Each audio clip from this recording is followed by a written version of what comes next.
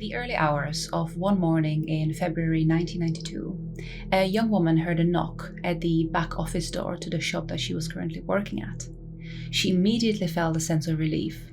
Lately, she had to be working night shifts and she absolutely hated those. So she got up and aimed for the back door, and when she heard her visitor announce themselves, she didn't hesitate to open the door and let them in. Little did she know that that decision would have had dark consequences for her. But before we get started, my name is Andrea Scott, and I retell stories based on true events that I bet most of you have not heard of. So if that's something that interests you, then this channel is perfect for you. I'm so happy to announce that I am back, and even though my stories will have a slightly different format, I still hope that you'll be able to enjoy them. A fair warning though, a lot of this content tends to be graphic, so viewers and listeners' discretion is very much advised. But now, order yourself a strong drip coffee from your local shop, and let's get into today's episode called Knock Twice.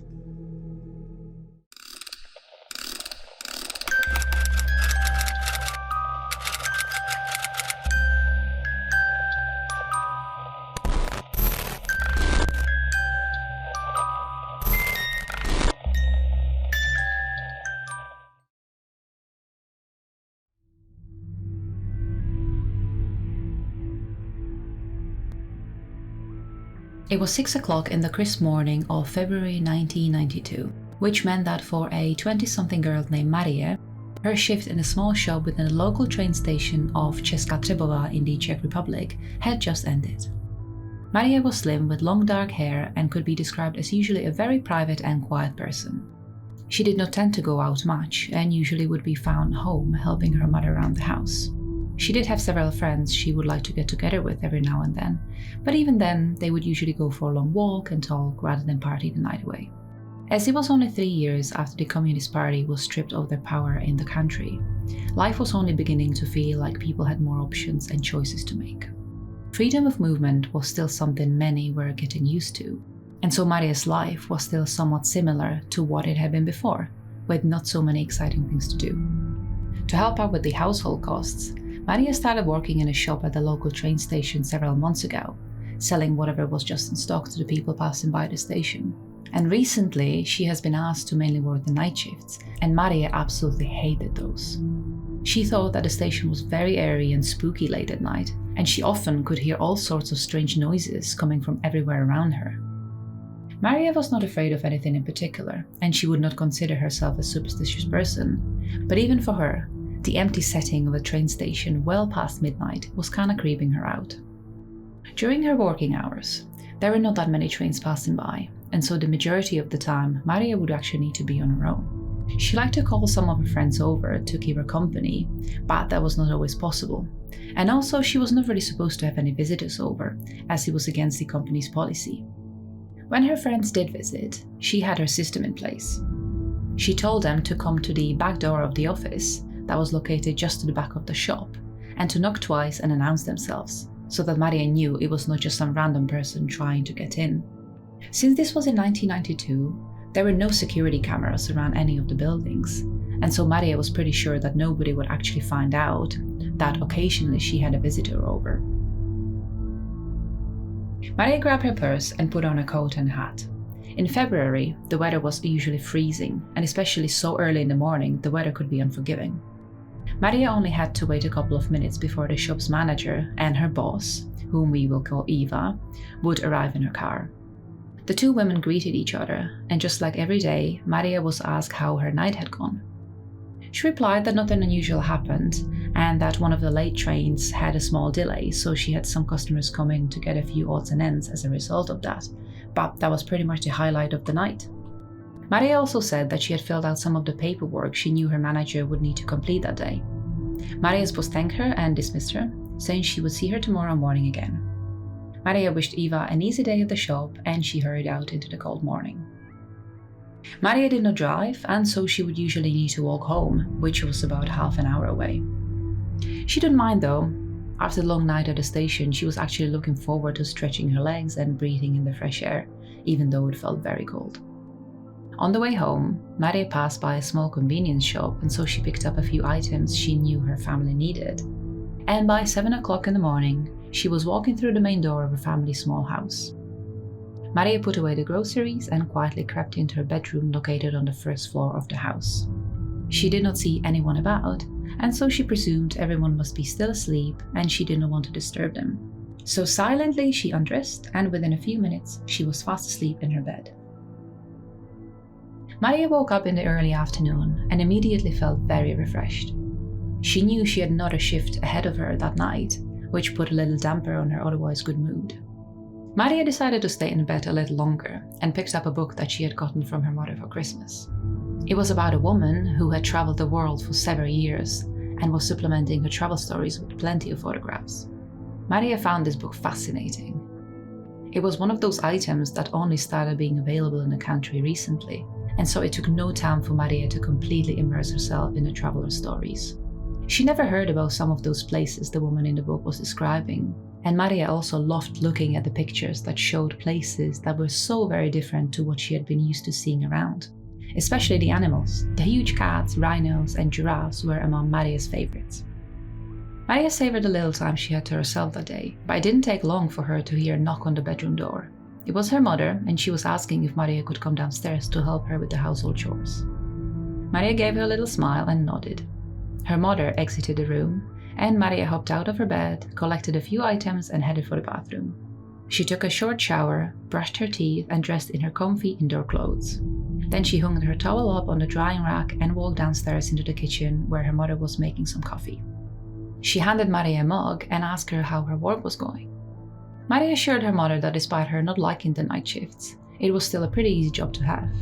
There wasn't very much to do, which made the night go slower for Maria. But one of the things to pass the time was preparing documents for her boss to help her out with the morning duties, which Maria actually enjoyed doing. It also made her very liked by her employer, and Maria hoped that eventually she could get a higher position at the station. Though Maria didn't expect for this to happen anytime soon. There were no positions currently available, and as it was a small place to work at, you could basically only get a new job if someone else had left theirs. And because practically everyone working at the station were locals, this opportunity would not rise very often. Maria did not mind that much, because for now, she was just grateful to have a steady income that was helping her family. The two women chatted some more over the coffee, and when their mugs were empty, they cleaned up and began with their household chores. It would only take a little over 2 hours for the two women to finish what they needed to do, and after that, Maria's mother began preparing dinner, while Maria went upstairs to freshen up and slowly get ready for yet another shift at the station.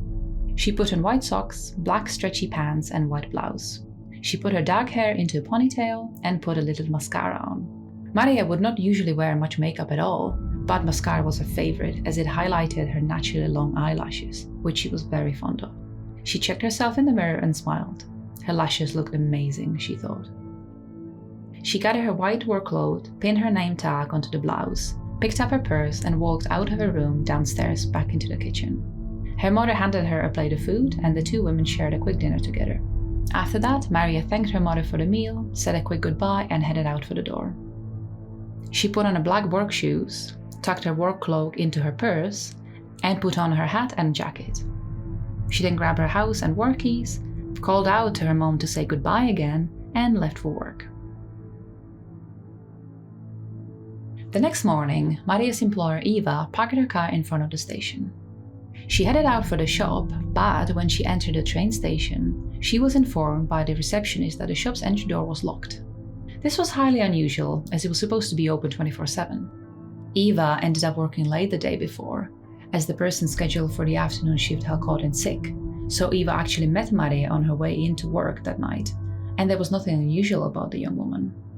Eva even made a little joke with Maria and told her not to misbehave that night, to which Maria gave a little chuckle. Eva also didn't get any calls saying that Maria needed to leave work because of sickness or something like that, so her not being in the shop started to bother Eva. She fished her keys for the front door from the bag and unlocked it. When she entered, she could not see any sign of Maria about. The store was completely quiet and looked exactly how she had left it the day before. At least she thought there was no robbery or any sign of trouble, and so Maria, for some unknown reason, must have just left early that morning without telling anybody. Eva continued deeper into the shop, passing by a few aisles packed with snacks and drinks. She noticed that all items had been restocked by Maria the night before, meaning she was definitely there for at least a couple of hours. She did not see, however, the now dried, bloody prints that were scattered across the floor of the shop. Eva went around the counter and stopped by the cashier register. She found a handwritten letter that must have been left on the counter by Maria, which began with, "My dear love," meaning it was most likely addressed to Maria's boyfriend. Eva stopped reading it beyond that point as she didn't want to be nosy, and began walking towards the back office of the shop. She tried the door handle, and the door opened a tiny crack, but past that point, Eva was not able to open it. It seemed that something heavy was blocking it. By now, a few other staff of the station arrived in the shop to see what was going on. They saw Eva at the back of the room trying to get into the small adjacent office, and so they hurried towards her, and one of them, a large man, managed to push the door open. And when he did, they all quickly realized why the door had been blocked shut. There, in a pool of her own blood, was lying Maria, and it was obvious that the young woman was dead.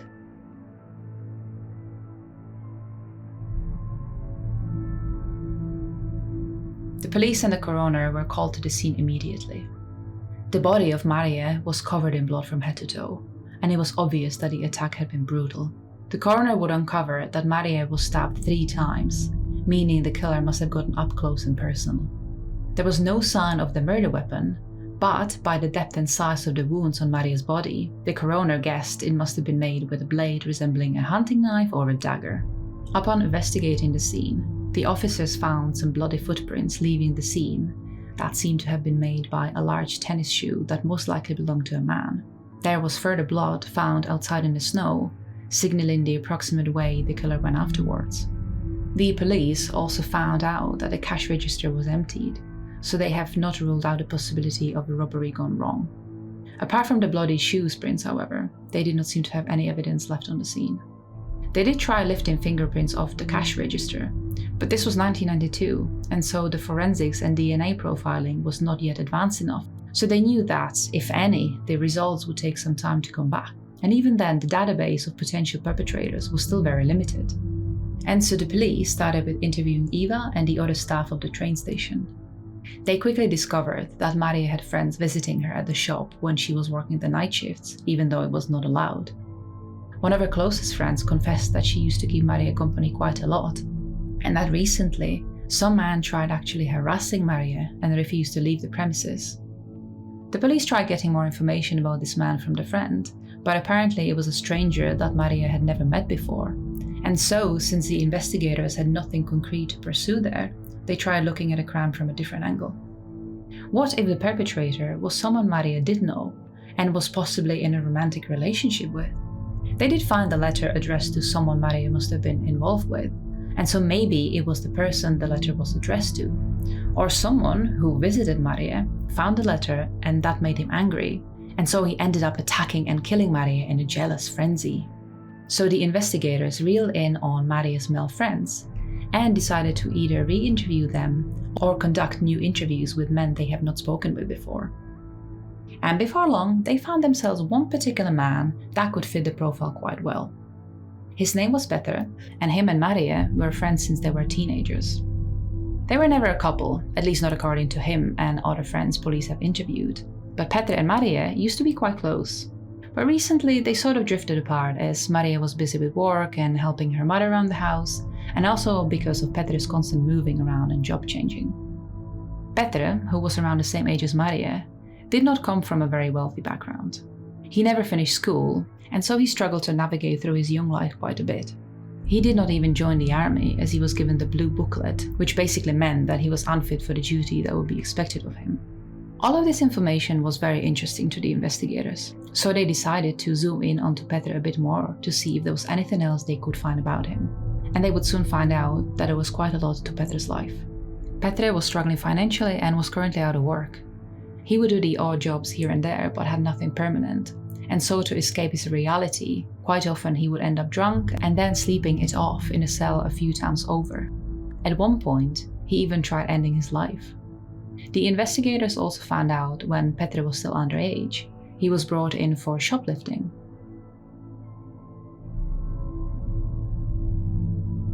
They also managed to track one of Petr's ex-girlfriends, and she would end up telling them a terrifying story that Petr, in a drunken rage, tried assaulting her with a dagger he allegedly always carried with him tucked away in the folds of his jacket.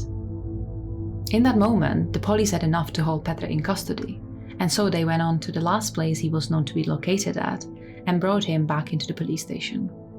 They started interrogating him again, and at first Petr was sticking to his story that at the day of the murder, he did not see Maria and he was actually in a city located about 3 hours away due to a job he was applying for. Police would still need to follow up on this claim, as currently there were no witnesses that would confirm the story. And according to Petr, at the day of the interview, he just changed his mind and did not attend it, and just kind of walked around the city for the day and then took the train back in the evening. The investigators could not believe how weak Petr's alibi seemed to be, and so they decided to press him harder and harder and ended up interrogating him for hours well into the night. And bit by bit, Petr's demeanor started to change, and in the end, Petr would end up telling the police a completely different version of his story. Based on interviews conducted during the investigation and evidence found at the crime scene, here is a reconstruction of what actually happened the night of Maria's murder. It was close to 2 a.m. and Maria just finished restocking the shelves with new items. She picked up the empty cardboard box of a popular wafer brand she moments ago unloaded onto one of the shelves and carried it over to the further side of the cash register desk. She would take the box together with several other ones out early in the morning as she did not fancy going out into the night right now. Maria picked up a piece of paper and a pen and decided to start a letter to her boyfriend, whom she only started seeing recently and none of her friends really knew about yet. She was halfway into writing it when she heard 2 knocks on the back door. This caught her attention, as she was not expecting anyone. Maria wondered if this was just a random person trying their luck with the back door, but then she heard the person call out their name, and she relaxed a bit. Maria went over to unlock the back door, and a visitor walked right past her and into the back office where they sat down. Maria closed and locked the door again and went over to her visitor to sit down with them. She said she was glad they stopped by, as she was worried she would have to be on her own that night. The visitor gave her a little sad smile and got right to the chase. The reason they were there was not just to see Maria. They wanted to ask her if she could lend them some money, as they were really struggling right now. Maria considered this for a moment. She liked to help out her friends and people she knew as much as she could, but currently she actually didn't have any much money herself, as whatever she made from the job, she would actually give to her family. And so she apologized, but said that she could not help at the moment as she didn't have any real savings herself.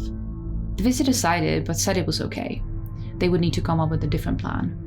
The pair chatted some more until Maria asked if the visitor would not mind minding the shop for a few minutes as she needed to go to the bathroom. The visitor said that was fine and Maria left the room. The visitor went out of the office into the shop and paused for a bit. They had an idea.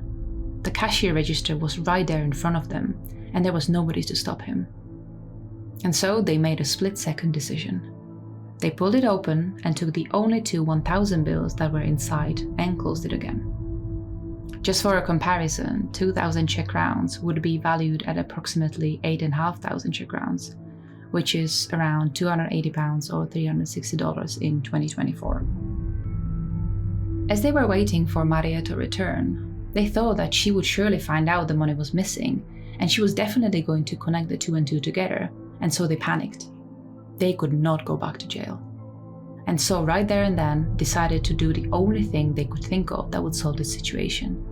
They would need to kill Maria. So they hid behind the office door and waited for Maria to return. When she did, she was surprised to find herself on her own again, as her visitor was nowhere to be seen. She passed the now empty cashier register and aimed for the back office. She called out the visitor's name, and right as she was walking through the office door, the visitor leapt behind her, grabbed her by the waist, turned her around to face her, and pulled out the dagger they always carried within their jacket. Maria gave a little surprised shriek as she did not know what was happening, but then she saw the blade and she understood she was in real danger. The visitor, who was none other than Maria's old friend Petr, wasted no time. He raised the dagger and stabbed Maria into the chest 3 times. Maria did not even try to fight her attacker off, as she was much smaller than him and could not move under his tight grip. And so as the blade struck her the first time, she only breathed out 2 words. Petr, don't. Then her body went limp. Petr let Maria's body fall to the ground. Her head fell so that her face was resting on her left cheek, and Petr could see her open eye staring up into the void. but he felt no remorse. Petre had to act quickly. He stepped over Maria's dead body and went over to the small filing cabinet located in the corner of the office. He pulled all the drawers out to check whether there was any more money to be found. When he found none, he reached for Maria's purse and pulled out the keys to the store. By that point, there was a lot of blood spilled across the floor in which Peter's tennis shoes were making imprints, dragging it across the room, there and back as he walked around. But he did not care. All he wanted to do was to get out of there as soon as he could. Petre, with the keys in his hands, aimed for the front door of the shop. On the way out, he had to push Maria's body a bit away from the door so that he could actually go through it and close it behind him. He was careful not to leave any blood marks on the handle. He walked out of the shop, locked the front door, and then wiped his shoes clean in the nearby pile of snow. He then headed home, cleaned himself up, and immediately left to catch a train into a nearby town for his interview. But as the day went by, Petre started to have a guilty conscience. He did not mean to do what he did. It was just a split-second decision, and now he thought it was a completely stupid one. A few days passed, and Petre heard about a robbery gone wrong from the local newspaper.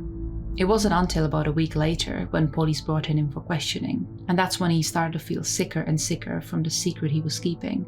Until finally, when the long interrogation came, he finally cracked and decided to come out clean. After telling police the whole story, he said he felt terrible for doing that to the girl, and that once his sentence, if ever, was to be over, he would find her grave and bring her flowers.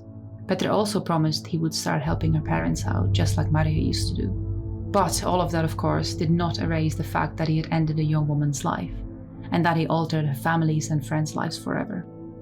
Petre was sentenced to prison for his heinous crime, but we currently have no information about his whereabouts.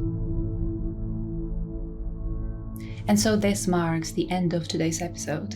If you enjoyed it, then please head over to my channel where you will find other episodes that have already been published. I plan on releasing new episodes every week, and so I will all see you very soon again. Until next time.